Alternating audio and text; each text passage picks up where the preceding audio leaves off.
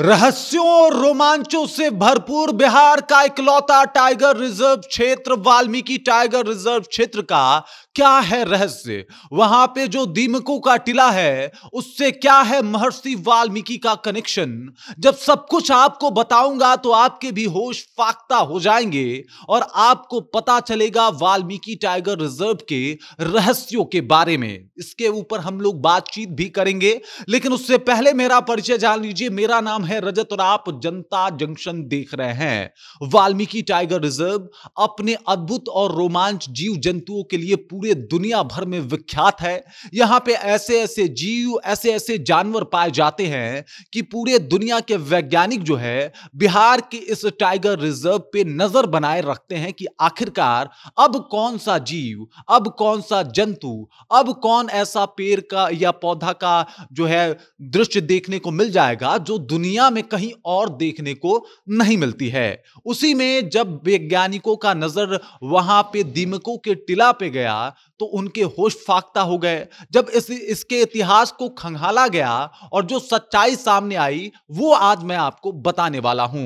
ये रहस्यमयी जंगल अपने कई रहस्यों की वजह से जाना जाता है। यहां के रहस्यों की जो है अंत अभी तक नहीं हुई है और लगातार इसके ऊपर रिसर्च किए जा रहे हैं। और इसी बीच हम आपको लेके चलने वाले हैं दीमकों के टिला का रहस्य बताने। आपको बता दूं, दीमकों के टिला का रहस्य डायरेक्ट महर्षि वाल्मीकि से जुड़ा है। ये वही महर्षि वाल्मीकि हैं जिन्होंने रामायण की रचना की थी और ये आदि कवि के नाम से जाने भी जाते हैं। महर्षि वाल्मीकि अपने कारनामों की वजह से, रामायण लिखने की वजह से और राम के अनन्य सेवक होने की वजह से विश्व प्रसिद्ध हैं। और जो लोग राम को जानते हैं वो लोग महर्षि वाल्मीकि को भी जानते हैं।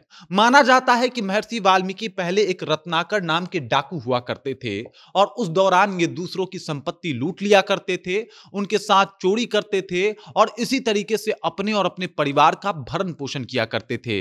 लेकिन अचानक इन्हें एक दिन नारद मुनि मिल जाते हैं। नारद मुनि जो है इन्हें रामायण लिखने का सलाह देते हैं और उस दिन के बाद इनके जीवन में भारी परिवर्तन आता है।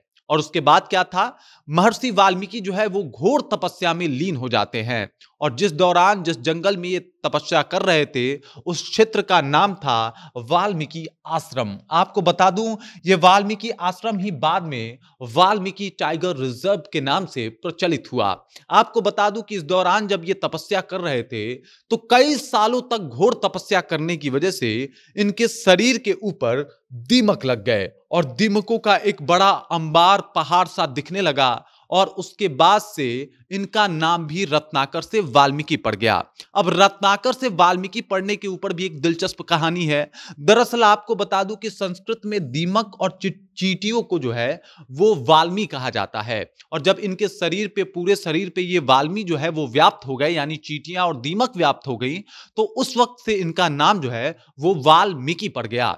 और तब से उस जगह का नाम वाल्मीकि आश्रम और आगे चल के वाल्मीकि टाइगर रिजर्व के नाम से वो दुनिया भर में प्रचलित हुआ।